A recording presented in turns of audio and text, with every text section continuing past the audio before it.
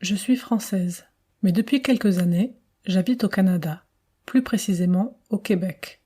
J'aime suivre l'actualité internationale, mais aussi celle de mon pays de résidence.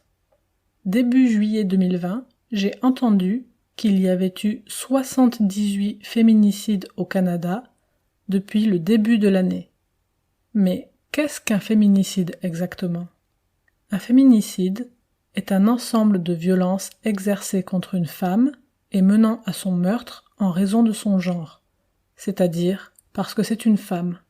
78 féminicides entre janvier et début juillet 2020, soit un meurtre tous les 2,3 jours. Je parle ici du Canada, mais aucun pays n'est libre de ce type de violence.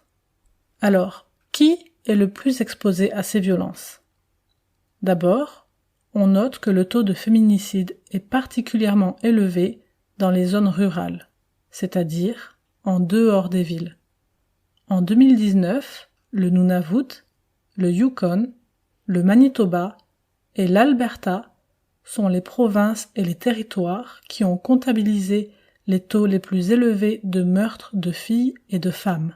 De plus, les femmes autochtones sont surreprésentées, surtout dans un contexte où le chiffre pourrait être sous-estimé puisque plusieurs d'entre elles sont portées disparues, confie Catherine Flynn, professeure en travail social à l'Université du Québec à Chicoutimi.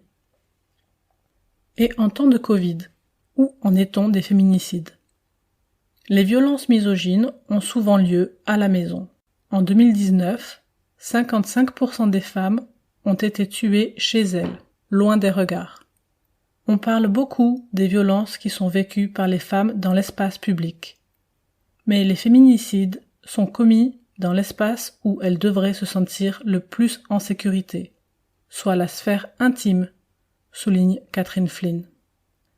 Cette année, l'épidémie de Covid-19 a aussi atteint le Canada, et certaines femmes ont alors dû être confinées avec leurs agresseurs. De nombreuses associations s'inquiètent donc de ces violences invisibles par la société. Pourtant, pendant le confinement, les appels sur la ligne SOS Violence Conjugale ont augmenté de 15%. Et maintenant, comment remédier à ces violences? Tout d'abord, il est nécessaire de continuer à éduquer l'ensemble de la population sur ces questions de société.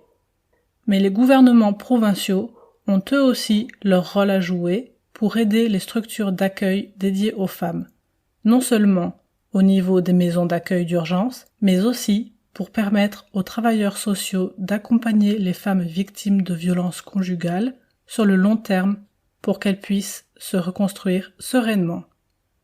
En cas de besoin, au Québec, on peut appeler le 800 363 9010. Et toi, si nécessaire, tu saurais quel numéro appeler dans ton pays ?